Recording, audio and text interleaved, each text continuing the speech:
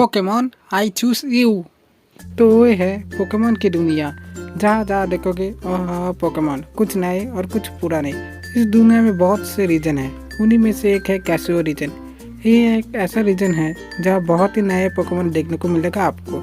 तो हमारी कहानी शुरू होता है मूनस्टार के सिटी के रहने वाले एक प्यारे से लड़के के साथ, जिसका नाम है रेमन, जो कल अपने पोकेमॉन जर्नी को शुरू करने वाला है। वो कहता है ये कल मेरा जर्नी स्टार्ट होगा, लेकिन तभी रेमन की मॉम आकर कहती है, रे इतना हलचल क्यों कर रहे हो, पता है ना कल तुम्हारी ज़िंदगी का कितना बड़ा दिन है। फिर रेमन कहता है हाँ माँ मालूम है, कल मेरा 11वां जन्मदिन है और इसी के साथ मुझे पोकेमॉन ट्रेनर का लाइसेंस भी मिल जाएगा। फिर मॉम कहता है हाँ देखते देखते तुम कितने बड़े हो गए, मालूम ही नहीं पड़ा। कल तुम अपने डैड के राह पे चलोगे। वो तो काम की वजह से कल नहीं आ पाएगा, लेकिन उनको बहुत प्राउड फील होगा। फिर रे कहता है क्या कल मेरे जन्मदिन है और फिर भी वो कल नहीं आ पाएगा। फिर मॉम कहती है हनी तुम्हें तो पता है तुम्हारे डैड कैसियो रीजन के चैंपियन है, इसीलिए उन्हें इतना टाइम कहा जो हमारे साथ गुजरे। फिर रे कहता है हाँ ये तो आपने सही कहा, पर मॉम आप तो डैड को तब से जानते हो जब से आपने पोकेमॉन सफर शुरू किया है ना। फिर मॉम कहती है हाँ मेरे डैड उस समय बहुत बड़े प्रोफेसर थे, मुझे आज भी याद है वो दिन जब हमने एक साथ पोकेमॉन सफर किया। उस समय उन्हीं का बस एक ही प्रतिद्वंदी था जो है सन। उन दोनों ने एक दूसरे से बहुत बैटल किया, कुछ उन्होंने जीता कुछ उन्होंने हारा। हम तीनों ने कैसियो रीजन के 8 जिम लीडर को हराए, फिर पोकेमॉन लीग में पार्टिसिपेट किया। सेमीफाइनल में मेरा मुकाबला तुम्हारे डैड के साथ हुआ। उस मैच को मैं कभी नहीं भूल पाऊंगा, वो मेरी ज़िंदगी का सबसे बेस्ट बैटल था। तुम्हारे डैड ने मेरे को हरा कर बैटल्स किया फाइनल्स में सान के साथ, फिर सान को भी हरा कर उन्होंने पोकेमॉन लीग जीत गए। फिर आगे जाकर वो चैंपियन बन गए और मैं प्रोफेसर बन गई। फिर रे ने कहा पर मॉम उस लीग के बाद सान का क्या हुआ। फिर मॉम ने कही हाँ सुना है वो अभी बहुत बड़े जिम लीडर बन गए, लेकिन अभी तुम सो जाओ और तुम कल के लिए तैयार होना। फिर रेमन ने कहा हाँ मॉम आप चाहो तो कोई भी सवाल पूछ सकते हो। फिर मॉम ने कहा नहीं उसकी कोई ज़रूरत नहीं, पर तुमने क्या अपने चुनाव कर लिया, सोच लिया कि तुम कौन सा पोकेमॉन के साथ आगे जाओगे। फिर रेमन ने कहा मॉम मैंने सोच लिया मुझे कौन सा पोकेमॉन चाहिए। फिर मॉम कहती है और वो कौन सा है। फिर रेमन ने कहा मॉम मैंने सोच लिया जो पोकेमॉन आखिर में रहेगा, जिसको कोई नहीं चूज करेगा, मैं उसको ही लेके अपना जर्नी स्टार्ट करूँगा। फिर मॉम कहती है वाह ये तो बहुत बढ़िया है, ओके अभी सो जाओ, कल हमें रैप में भी जाना है सुबह सुबह। ओके गुड नाइट बेटा। फिर सुबह होने के बाद रे का मॉम आकर कहती है हैप्पी बर्थडे रे माय हनी। फिर रे कहता है थैंक यू मॉम। फिर मॉम कहती है हनी सुनो आज हम तुम्हारे बर्थडे सेलिब्रेट नहीं कर पाएंगे। फिर रेमन कहता है क्यों मॉम। फिर मॉम कहती है कल तुम्हारे डैड ने फ़ोन किया। फिर रे कहता है अच्छा और उन्होंने क्या बोला। फिर मॉम कहती है उन्होंने तुम्हें कांग्रेस कहने के लिए कहा है और उन्होंने कहा है कुछ ही दिनों में वो घर आएंगे और फिर हम तुम्हारे बर्थडे सेलिब्रेट करेंगे। फिर रे कहता है वाह ये तो बहुत खुशी की बात है। फिर मॉम कहती है ओके डियर अभी चलो रैप में। लैब के अंदर आके रेमन ने पूछा मॉम बाकी 2 ट्रेनर कब आएंगे और कब मिलेगा मेरे को मेरा स्टार्टर पोकेमॉन। तब मॉम ने कहा थोड़ा सा सब्र रखो हनी और याद रहना सब्र का फल हमेशा मीठा होता है। उस वक्त एक लड़का रैप में अंदर आया और उसने कहा प्रोफेसर सेन मैं आ गया। फिर प्रोफेसर सेन ने कही ओ स्काई तुम आ गई, हम लोग तुम्हारे लिए इंतज़ार कर रहे थे।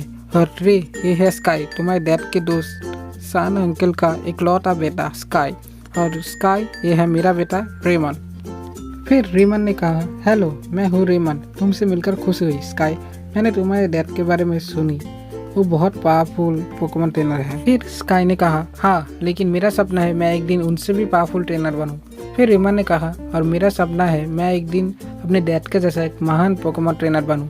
उस समय एक लड़की आकर कही वाह क्या सपना है तुम दोनों का, और हेलो सभी लोग मैं हूँ ग्रीन। फिर प्रोफेसर सेन ने कही ओ ग्रीन हेलो अच्छा हुआ तुम आ गए, इन दोनों से मिलो, ये है स्काई और रेमन। फिर ग्रीन ने कही हेलो गाइस तुम लोगों से मिलकर खुश हुई, मैं हूँ ग्रीन प्रोफेसर सेन की सहेली की बेटी। रेमन और स्काई ने कहा हेलो ग्रीन तुमसे मिलकर खुश हुई, हाँ सच में। तब प्रोफेसर सेन ने कही तो बच्चों आज से तुम लोगों के ज़िंदगी का सबसे बेहतरीन दिन है, क्योंकि आज से आपका पोकेमॉन सफर शुरू होने वाला है और अब लोग शामिल होने वाले हो प्रोजेक्ट ऑफ रीजनरी पोकेमॉन्स, मतलब पीएलपी ग्रुप में। इस ग्रुप में आप तीनों के अलग अलग या फिर एक साथ कुछ टास्क दिए जाएंगे। उसको कंप्लीट करने के बाद आपको मिलेगा मौका रीजनरी या फिर मिथिकल पोकेमॉन से मिलने के लिए। क्या आप तैयार हो? स्काई, रे एंड ग्रीन एक साथ कहा, हम तैयार हैं। फिर प्रोफेसर सेन ने कही, ओके गुड, मैंने कहा था जब मेरे बेटे रेमन की 11 साल पूरे हो जाएंगे तब हम पीएलपी ग्रुप के मेंबर रहना स्टार्ट करेंगे, और आज ही है वो दिन। स्काई और ग्रीन ने कहा, हैप्पी बर्थडे रे, तुम्हें बहुत बहुत मुबारक हो।